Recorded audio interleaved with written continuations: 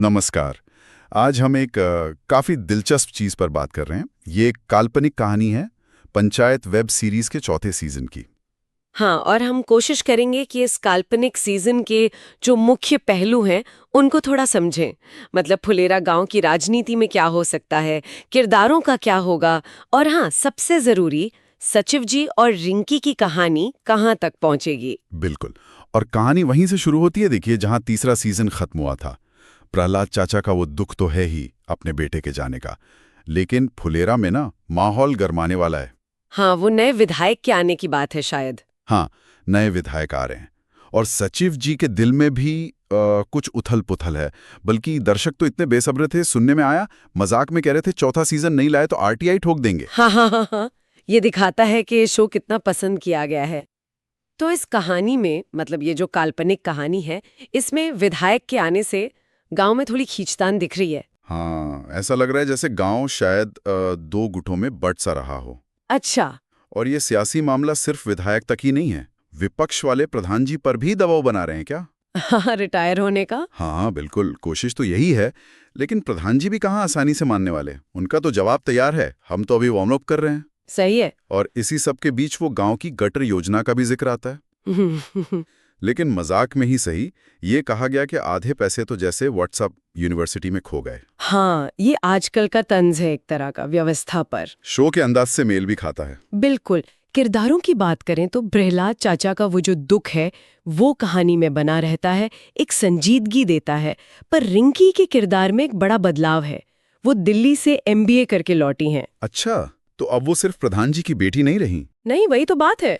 वो खुद को अब गांव की लड़की नहीं बल्कि एक पॉलिसी एनालिस्ट के तौर पर देख रही हैं। और ये सिर्फ एक जॉब टाइटल नहीं है मेरे ख्याल से। ये फुलेरा के बदलते हुए समाज का भी एक आईना है। कि कैसे पारंपरिक भूमिकाएं बदल रही हैं, शहर और गांव का फर्क। हाँ, और गहरा हो रहा है शायद। और इसी सब बदलाव के बीच हमारे सचिव जी वो थोड़े फंस गए लगते हैं। एक तरफ रिंकी के लिए वो एहसास और दूसरी तरफ ट्रांसफर की चिंता। वो क्या आरटीजीएस कहा गया है मजाक में? हाँ, वही आरटीजीएस वाला मजाक, यही उनकी कश्मकश है। और इसी उलझन में देखिए वो रिंकी से अपने दिल की बात कहने का एक बड़ा ही अनोखा तरीका सोचते हैं। अनोखा कैसा? उन्हें एक एक्सेल शीट जैसा बताते हैं। कहते हैं सीधी, साफ और फॉर्मूले से एकदम परफेक्ट। एक्सेल शीट जैसा? ये तो काफी अजीब है, पर हाँ, सचिव जी के हिसाब से शायद फिट बैठता हो, उनके सीधे साधेपन के हिसाब से। बिल्कुल। थोड़ा हिचकिचाते हुए लेकिन अपने अंदाज में। और फिर कहानी का क्लाइमैक्स क्या है? सुनने में आया कि वो लाउड स्पीकर पर कुछ करने वाले हैं। हाँ, वही तो सबसे बड़ा मोड़ है। कहानी के क्लाइमैक्स में सचिव जी लाउड स्पीकर पर, मतलब पूरे गांव के सामने, रिंकी को शादी के लिए प्रपोज करते हैं। अरे बाप रे, पूरे गांव के सामने? हाँ, और यहाँ तक कह देते हैं कि अगर वो हाँ कह दे तो वो नौकरी से इस्तीफा दे देंगे और फुल टाइम पति बन जाएंगे। इस्तीफा? ये तो बहुत बड़ी बात हो गई। मतलब ये सिर्फ उनकी लव स्टोरी का नहीं, फुलेरा से उनके रिश्ते का भी टर्निंग पॉइंट हो सकता है। बिल्कुल। ये बहुत नाटकीय मोड़ है और लगता है कहानी का अंत इसी सब के इर्द गिर्द घूमेगा। चुनाव, भावनाएं, गांव की एकता और सबसे जरूरी, रिंकी का जवाब। हाँ, कहा तो यही गया है कि एंडिंग ऐसी होगी जो दर्शकों की आंखों में आंसू भी लाएगी और होठों पर मुस्कान भी, दोनों एक साथ। सही। और यही शायद इस काल्पनिक कहानी का सार है, वो सादगी में छिपा सिनेमाई जादू।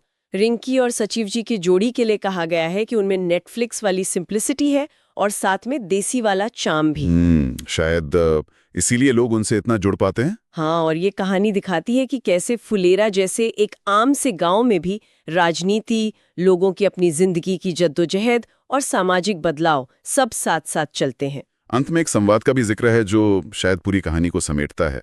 गांव बदल रहा है पर फुलेरा की मिट्टी में अब भी मोहब्बत की खुशबू है। ये बदलाव और अपनी जड़ों से जुड़े रहने के बीच का जो संतुलन है उसकी बात करता है। तो ये थी पंचायत के काल्पनिक चौथे सीजन की झलक, जैसा कि हमारे स्रोत में बताया गया।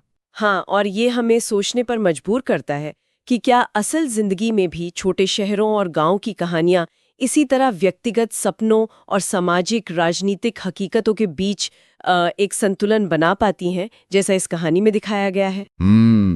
ये वाकई सोचने वाली बात है।